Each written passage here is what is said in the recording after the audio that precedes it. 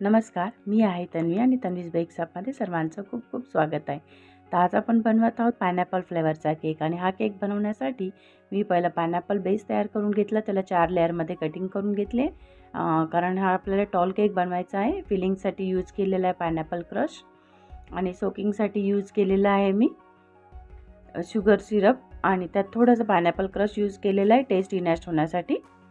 आणि असं आपलं टॉल केकचा क्रम्बल कोट रेडी झालेला आहे. 4ही लेयर मी असे कंप्लीट करून घेतले आणि मग केक आपला क्रम्बल कोट रेडी झालेला केक थोडा 10 ते 15 मिनिटासाठी फ्रीजमध्ये सेट करायला ठेवून दिला.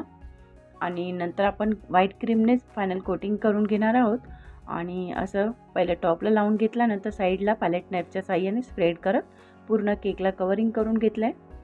आणि मी आता थोडा ब्लू कलर घेणार आहे पॅलेट नाईफला आणि असं थोडंसं असं टच करून घेणार आहे चारी बाजूने केकला आणि वरती टॉपलाही. आणि नंतर असं पॅलेट नाईफच्या साहाय्याने ब्लू कलर स्प्रेड करून घेतला. याने आपल्या केकला ब्लू कलरची शेडिंग आली. आणि नंतर स्क्रॅपरच्या साहाय्याने त्याला असं प्लेन फिनिशिंग करून घेतलेली आहे. प्लेन फिनिशिंग झाल्यानंतर वरती जी एक्सेस क्रीम होती तीही काढून घेतली आणि सेंटरला आपण स्पिरल पॅटर्न करून घेतला आणि केक बोर्ड पण क्लीन करून घेतले. आणि आता आपण त्याला डेकोरेशन करूया.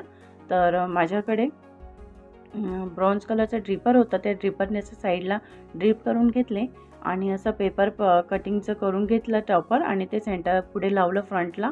आणि हे आहेत फोज वॉल, ते आर्टिफिशियल बॉल आहेत, ते लावून केक आपला कंप्लीट घेतला. टॉपर लावलं आणि केक कंप्लीट झाला आहे आपला. आता व्हिडिओ तुम्हाला आवडला का? व्हिडिओ आवडला असेल तर चॅनलला लाईक शेअर सबस्क्राईब करायला विसरू नका. पुन्हा भेटूया आपण नवीन व्हिडिओमध्ये. Thanks for watching.